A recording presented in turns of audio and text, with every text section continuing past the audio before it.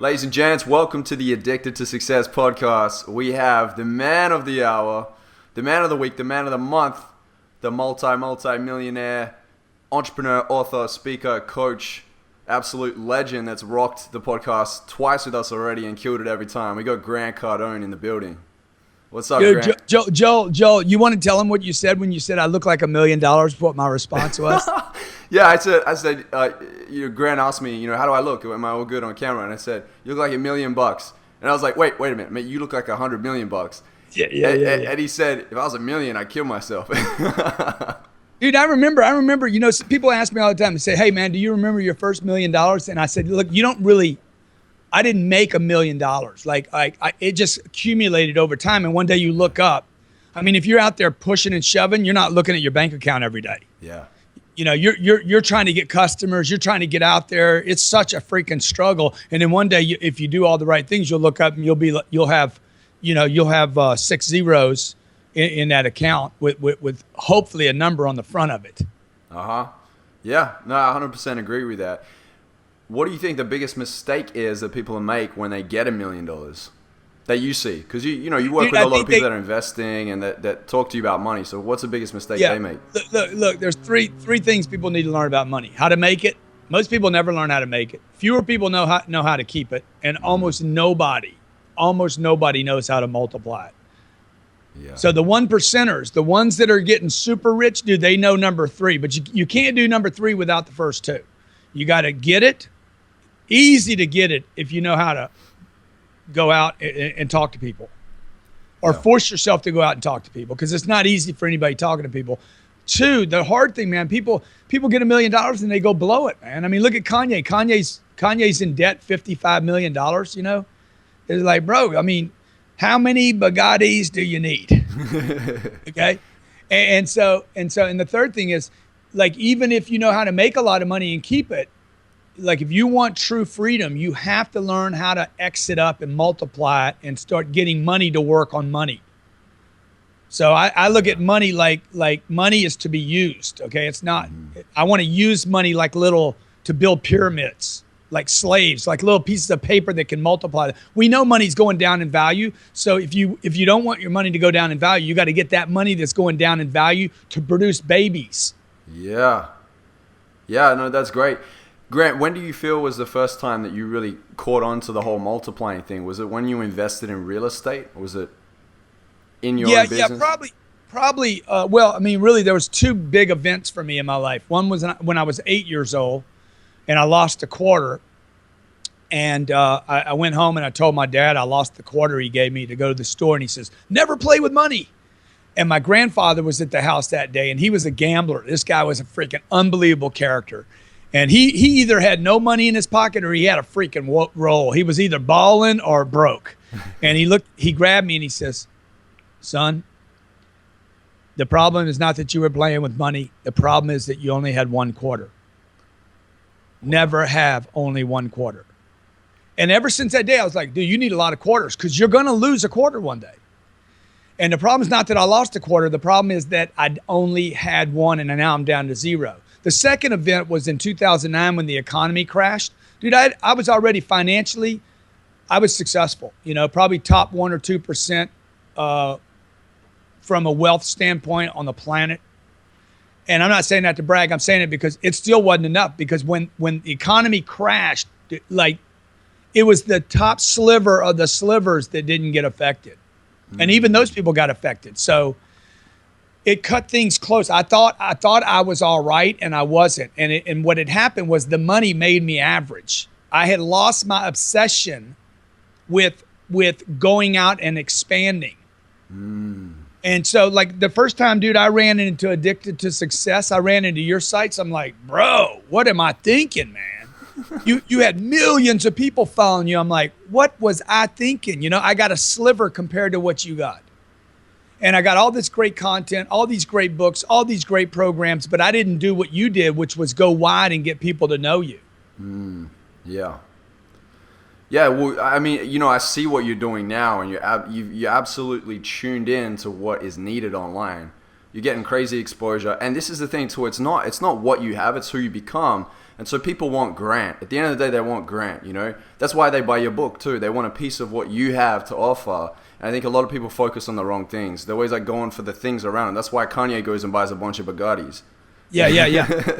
Yeah, because because I think Kanye, for instance, this is a good example. I went and saw him at a concert the other night, and I wondered when it was over if he was going to have to go do chicks and blow and alcohol all night to give him the sensation of being back on the platform again.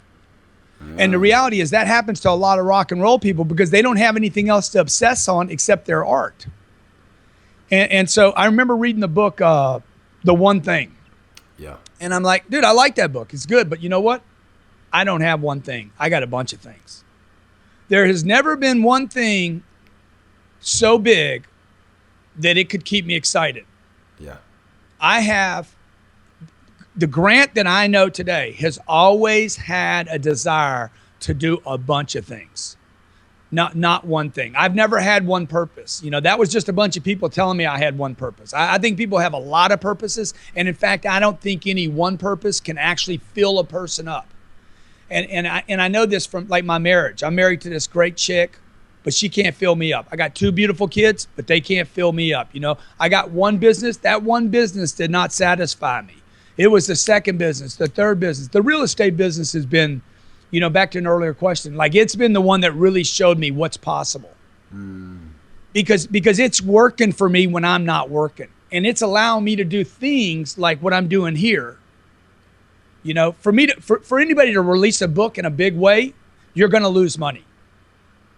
People think that people that release books make a lot of money. To make a book work, you need to spend a lot of money.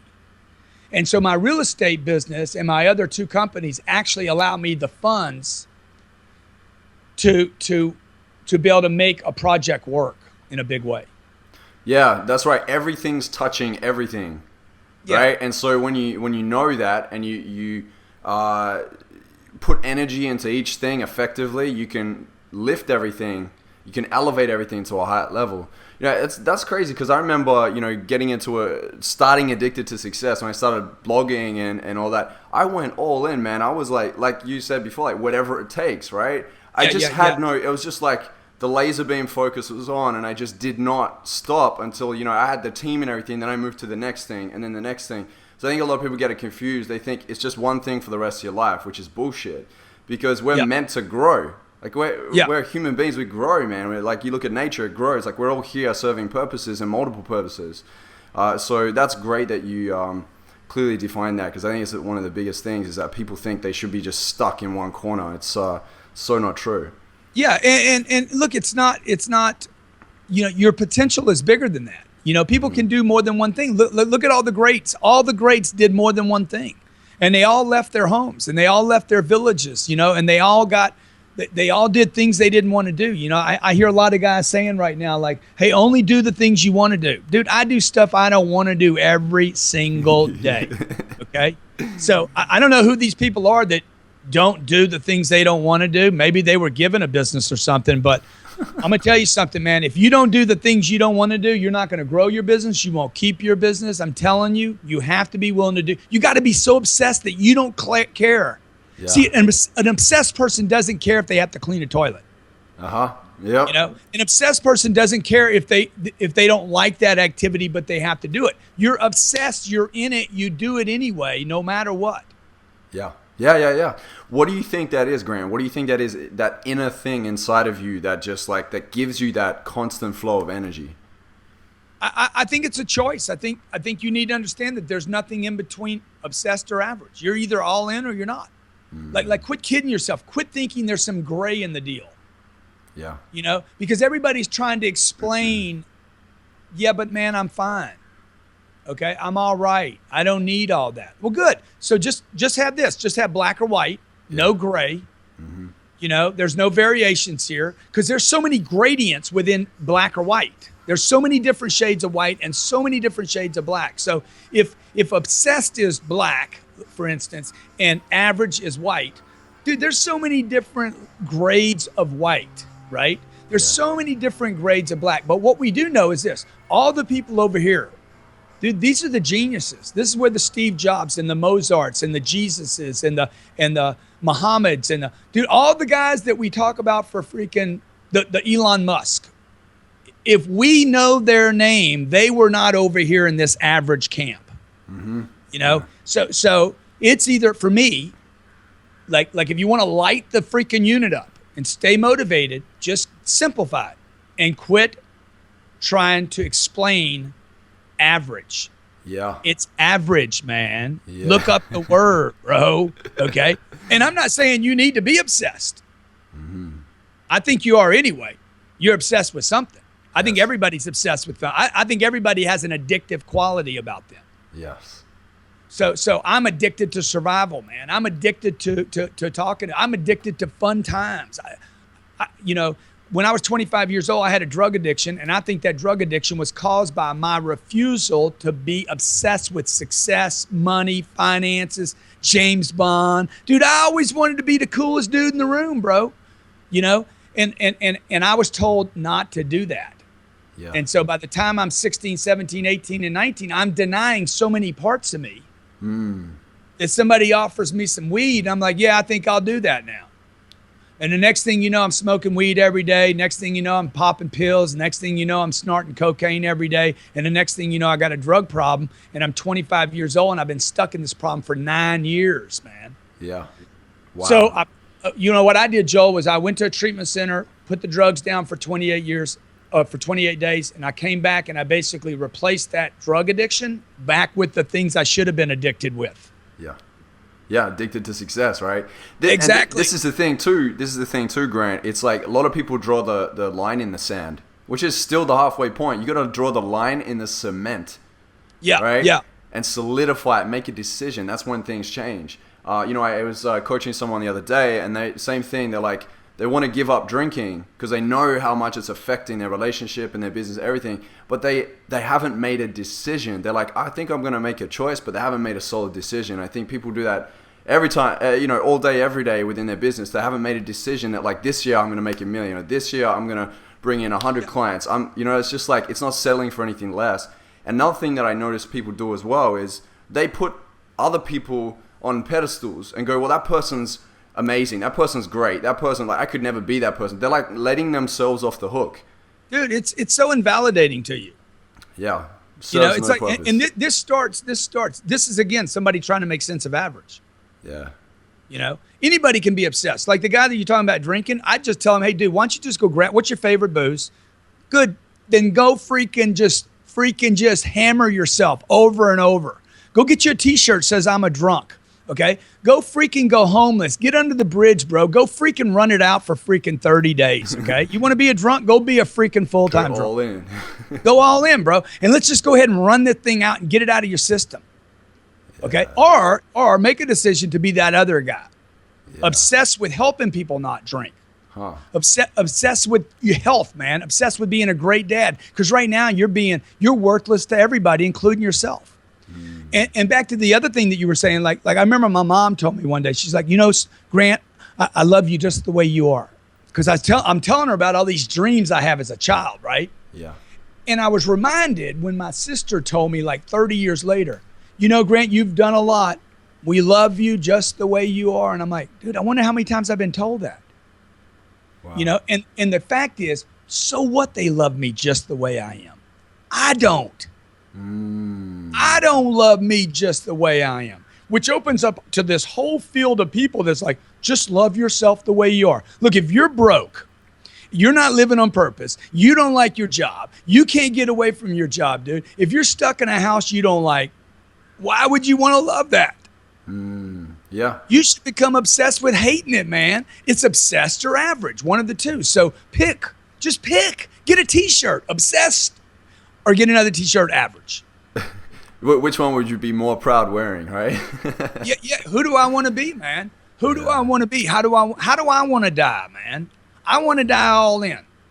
Yeah, you know, that's interesting that you raise that point, because I think it's the meaning that we give it, right? And it's finding the pain points in your life. It's like, how painful would my life be if I didn't take the action? Yeah. And you know, the other thing is that at the end of the day, like, we have a short ass life. Like, why are you gonna like waste it sitting on the couch, Facebook scrolling, getting distracted, and then justifying it? You know, like, oh, well, I don't have this, I don't have that. The other thing as well that I was speaking to somebody about, and I think this is relative, is he's a coach for parents raising children. And he said one of the biggest mistakes they make is that they tell their kids all the time when they achieve something, they say, oh, that's perfect.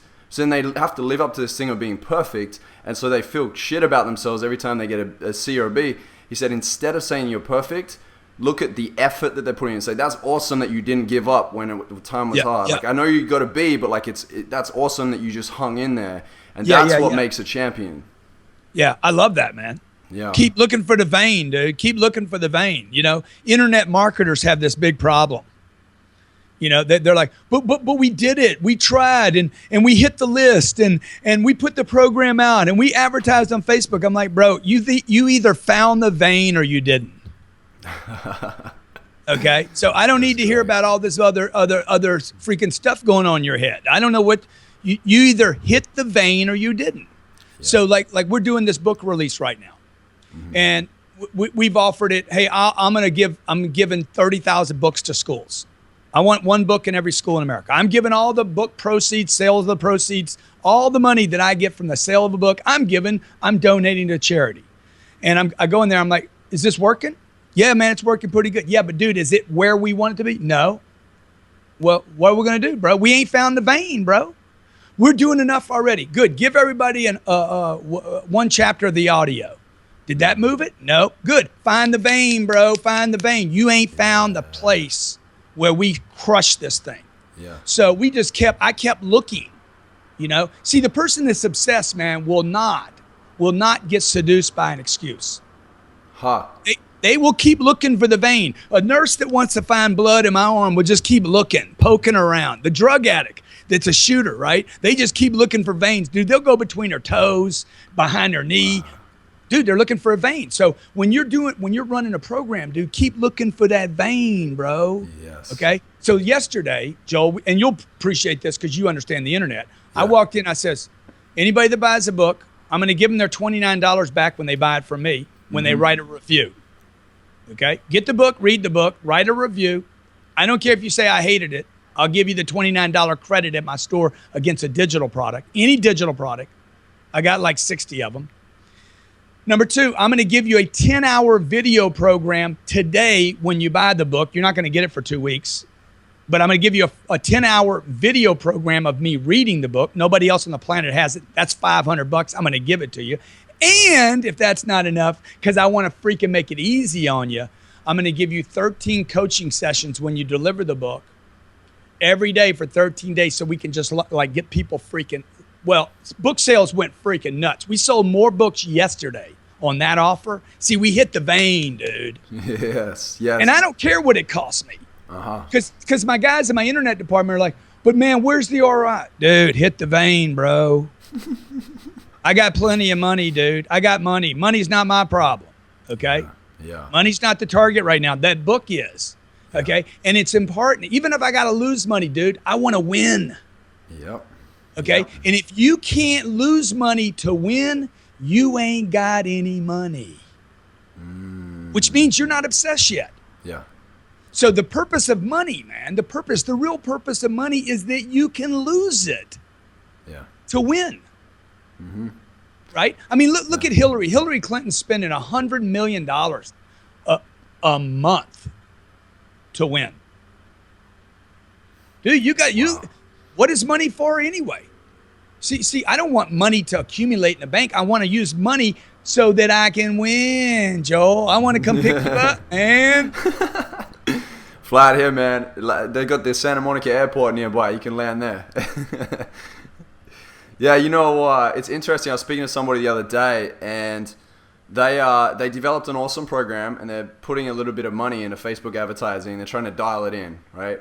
Yeah. And the conversation was, they're like, oh, you would spend this much and that much. And I said, you know, it's interesting because at the end of the day, when you're spending money, when it comes to the internet market, it could be a number of other things in business too. You're paying for the data and the analytics. You're paying for the little results you get back each time to be smarter for the next move. And so sometimes you have to do that. You know, you get the IQ after a while, and then you can then keep, duplicating, multiplying in other areas because you get it.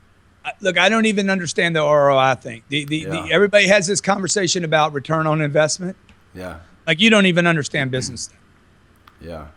You know, you are trying to figure out. You're trying to make sense of average. Okay, because guy, look at every town in America has the mattress guy. You know, freaking guys spend so much money on advertising. Or how about the My Sleep, My Pillow? MyPillow.com. That guy spends so much money in advertising, dude. Like, I've never bought a pillow from, bro. I'm talking about him right now. So like the players, man, the big players, they don't care about that. Why? Because they're obsessed with market domination. Yeah. They want to dominate the market. Now, what happens is they go public and then they got shareholders. And then the shareholders like, hey, I need to see how much we made this quarter, man. And then all the bean counters get together, average. They've never created anything in their life, dude. They're reading spreadsheets. How do you make sense of this? How do you make sense of that? Okay. So it's the entrepreneur that has to be obsessed. Yeah. Or you're going to be made into something else. Yeah. 100%. And you look at it like this too, Grant. Let's say you drop a 5K or 10K into a Facebook ad. Let's just say you're playing with it, right? Yeah. And then from that, somebody may see that and then come to you and pay you 100K to speak at an event. You just don't know like what can come back from that. Exactly. And so how the hell can you measure ROI? Because you're only measuring money, man. Money is the least important thing. You need money, but at the end of the day, that's not what you want. You want attention. You want people talking about your products. Like, why would I pay somebody? Why would I give somebody a credit at my store to write a review, good or bad? Because I want the review, man. Because I know that there's going to be somebody that hits my website when this thing hits the New York Times bestseller. And somebody says they're going to see it, Grant Cardone. I don't know Grant Cardone. They're going to Google me. Then they're going to go to Amazon and look at the book, and they're going to see thousands of reviews. And only then will they buy the book because this is the first time they're hearing about me. You know, we ran a Facebook campaign the other day, and I walked in and they said, "Hey, it didn't work." I'm like, "Really? What do you mean it didn't work?" Well, there's just nothing happened. Really, what did they say? We got a lot of complaints about it. I said, awesome. I forget what was that campaign we did the other day, man? That great thing came out of it. Okay. Damn. What did we do with it? And we took this thing all this information, like you said, the analytics, the data, the feedback people were giving me. Yeah. You know, and I was like, oh wow, now I know how to communicate with people. So that wasn't wasted money if I'm paying attention. Yeah. You could have dropped double or triple to pick that up and then waste that money at the end of the day. But now, you're smarter now. You get better at chess, right? Yeah, exactly. Sometimes I gotta run a play over here, knowing it's not going to get me anything. You know, I need to miss a bunch to figure out where that freaking bullseye is. Yeah, 100%. So Grant, what is your favorite chapter in the book? Probably a chapter called "Feed the Beast." Feed the Beast. That sounds interesting. People call me a beast all the time. They're like, probably the biggest question I get is, bro, where do you get the juice, the energy, dude? Every time I talk to you, you're freaking jacked up. Yeah. How do you keep that going all the time? You know? And so this chapter is about feed the beast, starve the doubt. Okay. Yeah. Like feed the darkness in you, man. Quit denying you got it. You know, feed it. Throw freaking fertilizer on it, right? Fuel it. And get the people around you to fuel it. Let you be whoever you want to be. You know, I used to curse in a lot of my podcasts, and my staff would try to stop me. I'm like, look, don't try to stop me, okay? Because I ain't gonna stop until I'm ready to stop. And then I heard another cat doing it. I'm like, dude, that sounds terrible. And then I was like, okay, I got to stop it right now. You know, but you got it. It's got to be you got to get obsessed with it, right? Yeah. You got to make that decision, and maybe it means hitting bottom. I don't know. Yeah, 100%. Yeah, most of the powerful lessons come from rock bottom. So Grant, where can we get the book? and the course and everything else that comes with it. Because I remember just before this call, you told me all these things that come with it, the bonus and everything, and it blew my mind because I don't know anybody that's doing that right now. Yeah. So grantcardone.com/obsessed. And what you do is, because the book doesn't drop until October 10th.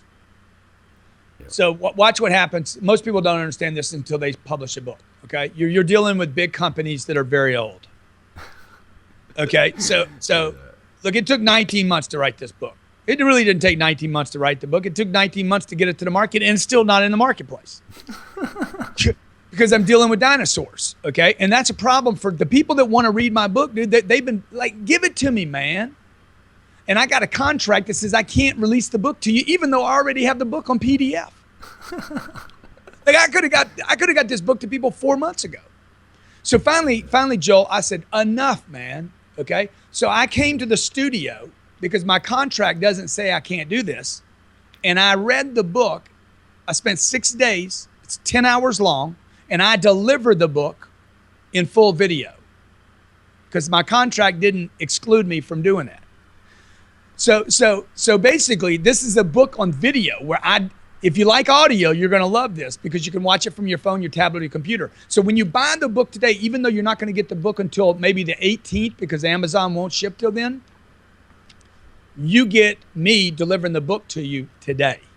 Wow. Okay. So we get to see your handsome mug too. We don't just hear the audio, we see the handsome mug.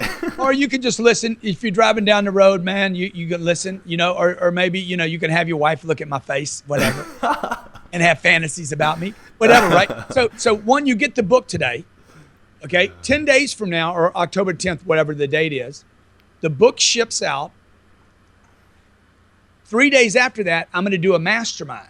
So I've read the book to you. Now you get the book and you get to start going through it. And me and you get to go through the book, one chapter each night for 13 days. So we're going to really immerse the person in the book. Now, write a review wherever you wrote the book or wherever you bought the book from. Okay. Write a review after you read it. Don't write a review before you read it. Send me a copy of the receipt where you bought it and the review, and I'll give you a credit for that amount at my store. That's rocking. Now, can I go back? I want to tell you about this thing I started. I couldn't answer. We did this ad for the book, and the ad was drug treatment. Switch one obsession for another. Huh. Okay. And I went into the department, or the internet department. That ad didn't work. Really, what'd they say? Just a lot of comments, man. A lot of comments. Really? What do you mean a lot of comments? Like more comments than normal? Oh yeah, but no purchases. I'm like, bro, the ad worked. Okay. Yeah. Well, no, it didn't. There wasn't any ROI. Hey, go blow your freaking brains out, dude. Okay. Look, here's the deal. First of all, it's my money. Spend the money, dude. Spend the money, brother. Okay. What do you mean, man? Why? They didn't convert. I don't need them to convert, bro. I need them to keep giving me comments. Yeah. And basically they're saying, you're just switching one addiction for another one. Yeah, no shit. That's exactly what I'm doing, okay? And I want to give everybody permission to do that, man. Look, find your addictive personality. You got one. Everybody's got one. I don't know what it is. Everybody's got one. Find it, tap into it. There's a freaking gold mine of fusion and power and energy and nuclear, right? And take that and refocus it. That's what I'm going to show people how to do in the book. That's amazing advice. That is absolutely amazing. I think a lot of people live in a fantasy of like who they think they should be, and they're denying, like you said, parts of themselves where they could really be tapping in. Yeah. So that's, I can't wait to get the book, man. I'm pre-ordering after this. Come on, man. Come on, brother. I'm there. Thanks a million, man. Appreciate you. Thanks 100 million. Dude, I was getting ready to say thanks a billion because that's what I'm going for next. Ah, you're going for Billy. I'm Billy hunting now, man. I'm Billy hunting. Well done.